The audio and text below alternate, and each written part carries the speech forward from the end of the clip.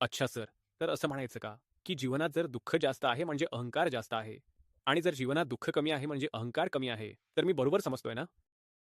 हो, तुम्ही बरोबर बोलताय. पण दुःख नाही. ही गोष्ट सुद्धा अनेकदा बेशुद्धावस्थेची असू शकते. तुम्ही अगदीच जड होऊन गेलात, तरीही दुःखाचा अनुभव होणार नाही ना? दुःख जास्त आहे, दुःख जास्त आहे. यातही आता याच्यासोबत एक कॅवेट आहे. ते हे आहे की असं तर नाही ना, की आधी जड होता. तर दुःख कळतच नव्हतं आणि आता थोडी चेतना येत आहे म्हणून दुःख जाणवू लागलंय. जसं कोणी बेशुद्ध असेल तर त्याला वेदना जाणवणार नाही. शुद्धीवर आल्यावर त्याला वेदना जाणवू लागेल. तर आपण हे नाही म्हणू शकत की आता त्याचा अहंकार वाढतोय. त्याचा अहंकार वाढत नाहीये. त्याची संवेदनशीलता वाढतेय.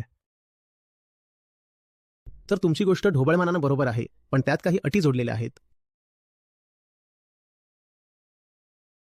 आधी आर्मीमध्ये जायचं होतं. सगळ्या गोष्टींचा प्रयत्न केला, पण गव्हर्नमेंट पॉलिसीमुळे पूर्ण प्रोसेसच कॅन्सल झाली. आता मी माझ्या भूतकाळात अडकलो आहे, की मी सगळं काही केलं. मी का नाही जाऊ शकलो? फायदा काय आहे? युटिलिटी काय आहे? पास्टमध्ये अडकलोय सर. काय? मजा काय मिळत आहे? काही नाही दुःखात आहे. झालं तर मग. गोष्ट इथेच संपली ना? जी गोष्ट तुमच्या कामाची नाही, तिला पकडून बसलात, तर मग त्यातून तुम्ही काहीतरी छुपी मजा घेत असाल. जी गोष्ट माझ्या कामाची नाही, मी तिला का पकडून बसेन? सर, जे लहानपणीचं स्वप्न होतं, ते पण पूर्ण झालं नाही. ते स्वप्न पकडून बसल्याने पूर्ण होईल का? नाही होणार. तर मग पुढे जे होऊ शकतं ते पण नाही होणार ना? गोष्ट युटिलिटीची आहे, लाभाची आहे.